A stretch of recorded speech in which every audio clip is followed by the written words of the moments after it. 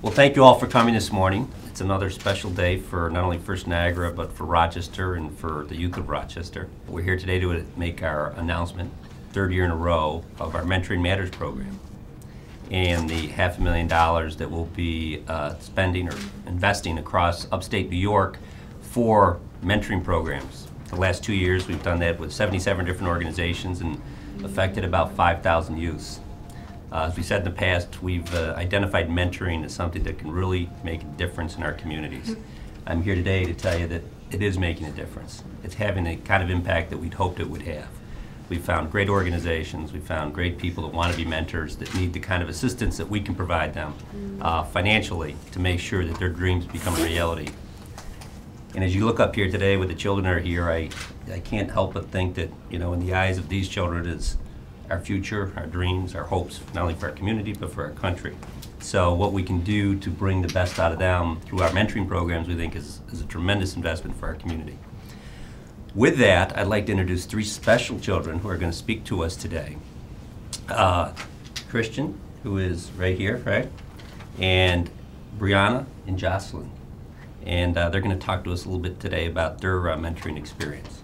I enjoy with my big brother going to the beach, watching the jets fly, and going bike riding and sledding, and going to the basketball game and playing hockey to a hockey game, and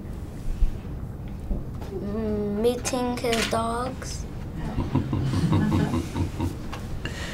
Well, that's good.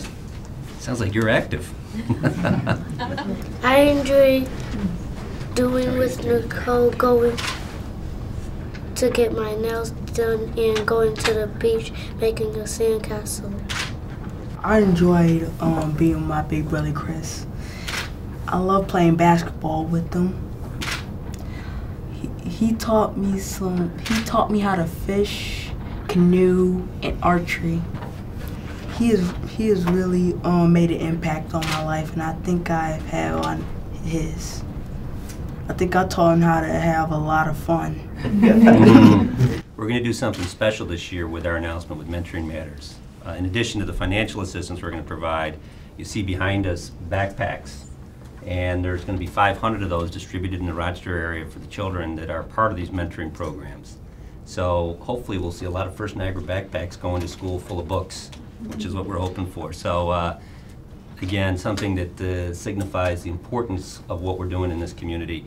We're going to have Jean Howard come up and speak in a minute, but Jean will be the first to tell you, I think she was even involved with the Blue Ribbon Council that came back with a recommendation that said, you know, if we could just get 10,000 mentors in this community, we could change it for the better, for good. And that's obviously resurfaced over the last year or so, and I'd like to ask her to come up and maybe talk a little about that as well. Jean?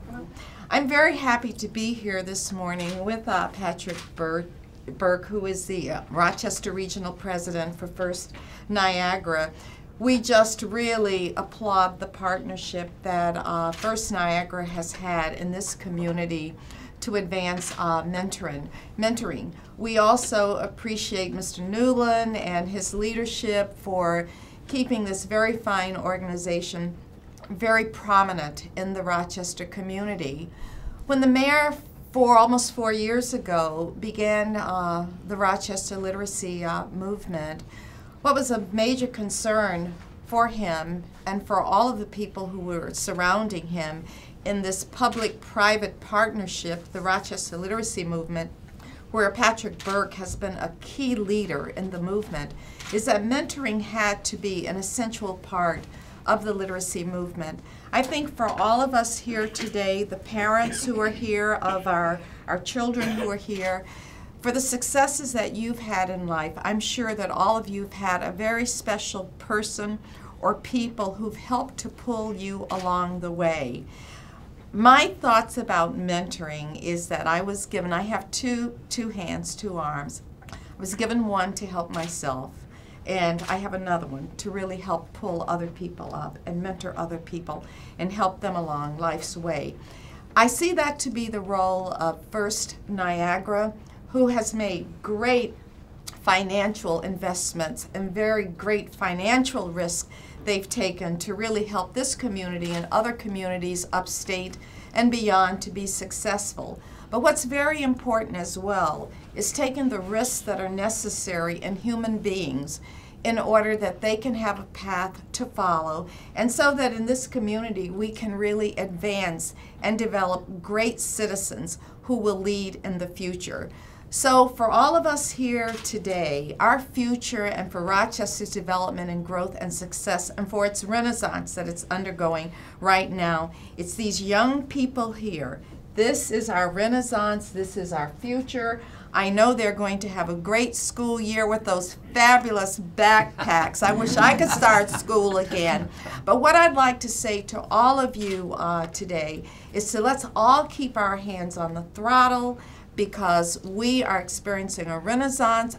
Our kids in our school district are doing very well. They're doing much better, and it's because of the role of key players in the community, like First Niagara, led by Patrick, and these young people who really are creating the future that I would like to be a part of, when I can really sit back and look at the new leaders in this town. And at City Hall, we're going to always need new leaders. In the future, we're going to need a new head of First Niagara, so we're looking forward to you being the next heads of banks and heads of the cities. Yes, the mayor as well as the chief of staff and deputy mayor. So hang in there and do very well, and I wish for all of you a very good school year. And thanks for allowing me to be here this morning. I'm very appreciative. Oh, thank you, Jean. Very thoughtful, Jean. Thanks very much for coming. Your remarks were always right to the point, and I think right on the money. So thank you very much. I couldn't agree with you more that I'm as excited about our future as you are. I'm more than comfortable putting it in the hands of these guys and gals. I think they're going to carry it forward, and it starts with education. It starts with literacy. The mayor's the first to say that, and you know, if you can learn, you can earn, and if you can earn, you can go anywhere you want in the world. So I think that's very important as we do that.